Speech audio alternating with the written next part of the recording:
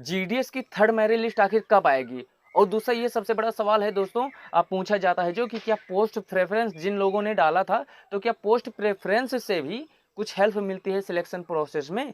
तीसरा ये क्वेश्चन है, वो कमेंट बॉक्स में मुझसे पूछा गया, 2-3 लोगों ने ऐसा कहा कि सर कुछ ऐसी जगहें हैं, कुछ लोग ऐसे हैं जिनका कम परसेंट पे सिलेक्शन हुआ है, तो वो कैसे हुआ है, ठीक है? तो तीनों का जवाब आपको मिलेगा और फिर हम बात करेंगे कि इस बार कट ऑफ कितनी जा सकती है थर्ड मेरिट लिस्ट की।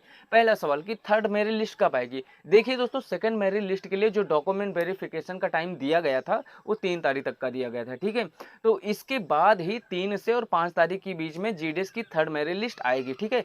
1-2 दिन आगे पीछे हो सकता है, क्योंकि जीडीएस की सेकंड मेरिट लिस्ट का डॉक्यूमेंट वेरिफिकेशन का ड्यूरेशन 3 तारीख है, 3 अक्टूबर, ठीक है? तो 3 के बाद में 3 से 5 के बीच में आ सकती है, ठीक है? एक आध दिन पहले भी हो सकता है, क्योंकि ये लिस्टें तैयार हो जाती हैं, बस डॉक्यूमेंट वेरिफिकेशन, जैसे सेकंड मेरिट लिस्ट का डॉक्यूमेंट वेरिफिकेशन हो रहा है, वो उसमें कुछ प्रॉब्लम्स आ जाती होगी कुछ रिकॉर्ड के कारण, क्योंकि इस बार फ्रॉड भी बहुत हो रहा है। बहुत सारे ऐसे बच्चे हैं जिन्होंने फ्रॉड अप्लाई किया था, उनके मार्क्स नहीं है 70, 75, 60 ऐसे हैं, बट जब वो फॉर्म अप्लाई करने गए थे तो उन्होंने 95, 98 डाला, और वही ऐसे बच्चे हैं जो अभी बाहर हो रहे हैं, ठीक है? तो 3 से 5 के बीच में चांस बनता है कि आ जाएगी, ठीक है, सेकंड मेरिट लिस्ट। अच्छा, दूसरी ये बात हम करते हैं कि क्या पोस्ट प्रेफरेंस भी हेल्प करती है सिलेक्शन में? करती है। पोस्ट प्रेफ़रेंस हेल्प करती है, वो इस तरह से करती है कि जब आप ज़्यादा पोस्ट प्रेफ़रेंस डालते हो और अच्छे से डालते हो, तो सीधी-सी बात है, उनके पास ऑप्शन होता है कि अच्छा ये व्यक्ति इतनी जगहों पे भी काम करने के लिए तैयार है। जब आप पोस्ट प्रेफ़रेंस कम डालते हो, ठीक है, तो उनको लगता है अच्छा ये करेगा जॉब तो सिर्फ़ यहाँ-यहाँ करेगा, इसके अलावा नहीं करेगा। तो एक ये हो जाता है कि पोस्ट प्रेफ़रेंस आपको हेल्प करती है, ठीक है। लेकिन दूसरी बात, अगर आपके परसेंटेज अच्छे हैं तो ज़्यादा डिफ़रेंस नहीं आता, ठीक है, पोस्ट प्रेफ़रेंस में। क्योंकि अगर मान लो आपने यूपी डाल दिया, हरियाणा डाल दिया, राजस्थान डाल दिया, दिल्ली डाल दिया, ये सब क्षेत्र से आपने कहीं से भी डाल दिया, ठीक है? अब इसमें आप इनमें चाहे यूपी हो, हरियाणा हो, दिल्ली हो, कहीं से भी हो, ठीक है? आपका पोस्ट प्रेफ़रेंस से कोई लेना-देना नहीं, सबके हाई परसेंटेज जाते हैं। तो ऐसी जगहों पे सबसे ज़्यादा ज़रूरी है कि आपके परसेंटेज अच्छे हों, पोस्ट प्रेफ़रेंस कम ही हो, कोई फ़र्क नहीं पड़ता, परसेंटेज अगर अच्छे हैं, ठीक है? बाकी अगर बात करें कि जो होती है कम परसेंटेज पे कैसे सिलेक्शन हुआ? अब अगर हम बात करें कि कुछ लोगों का कम परसेंटेज पे कैसे हो गया, तो 2 रीज़न हैं। या तो वो आसाम साइड के होंगे, उधर साइड के होंगे, मेघालय साइड के होंगे, तो वहाँ कम परसेंट पे सिलेक्शन हुआ होगा, ठीक है? अगर दूसरी बात करें, अगर इधर कम परसेंटेज पे हुआ है, तो जो मैंने बहुत पहले एक वीडियो बनाई थी कि डिवीज़न वाइज़ किसी का अगर लाक अच्छा साथ दे गया, पोस्ट प्रेफ़रेंस अच्छी पड़ गई, तो उसमें क्या होता है, एक आध लोगों का हो जाता है, बट वो हज़ारों में एक का होता है।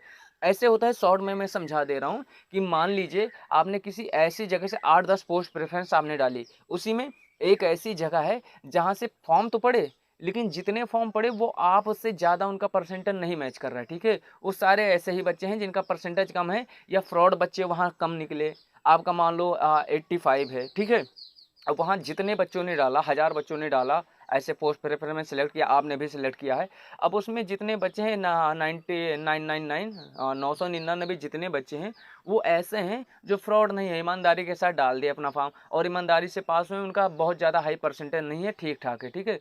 तो वहाँ आपका परसेंटेज अच्छा हो गया और आपका सिलेक्शन हो जाता है। तो सिर्फ़ ये एक चांस होता है कि इस क्षेत्र में कम परसेंटेज पे कैसे हो सकता है, वो डिवीज़न वाइज़ जब मैंने समझा था, पूरा डिवीज़न पे जब मैंने वीडियो बनाया था, ठीक है? और पोस्ट प्रेफ़रेंस पे, तो उसमें ये चीज़ें मैंने कवर की थी, बताया था। तो ऐसे हो जाता है, या तो ये कारण होगा, अगर इधर हो रहा है, यूपी में हो रहा है, हरियाणा में, दिल्ली में हो रहा है, राजस्थान में हो रहा है, तो ये रीज़न हो सकता है। बाकी अगर कम परसेंट पे हो रहा है आप कह रहे हो, तो फिर उधर असम, मेघालय, नॉर्थर्न ईस्ट वालों का होता है कम परसेंटेज पे, ठीक है? अच्छा, अब एक बात करें कि कट ऑफ कितनी जा सकती है? देखिए, थर्ड मेरिट लिस्ट की कट ऑफ में कोई ज़्यादा डिफ़रेंस आपको देखने को नहीं मिलेगा।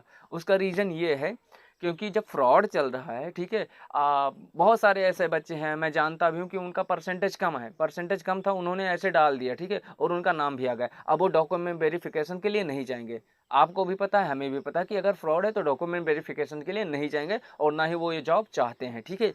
बट उनके रीज़न से क्या हो रहा है कि इसमें कट-ऑफ में ज़्यादा डिफ़रेंस देखने को नहीं मिलेगा, क्योंकि ऐसे बहुत सारे भी बच्चे बैठे होंगे, ठीक है, जिन्होंने ऐसे फ्रॉड अंक डाले होंगे, फ्रॉड परसेंटेज डाला होगा, उनका सिलेक्शन थर्ड मेरिट लिस्ट में भी होगा।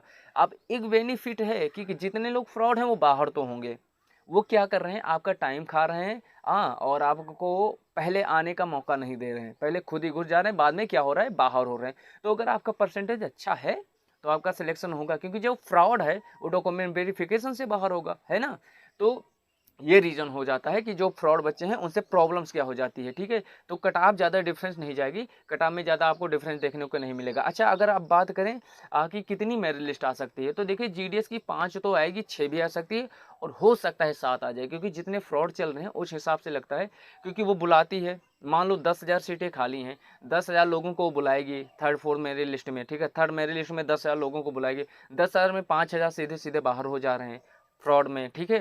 उनका डॉक्यूमेंट वेरिफिकेशन हो ही नहीं पा रहा है, ठीक है। 5 बाहर होने, 5 बच रही, फिर 5 को बुलाती है, फिर उसमें से 2 ढाई बाहर हो जाते हैं। तो इस वजह से इस बार चांस बनता है कि 7 मेरिट लिस्ट भी आ जाए, ठीक है।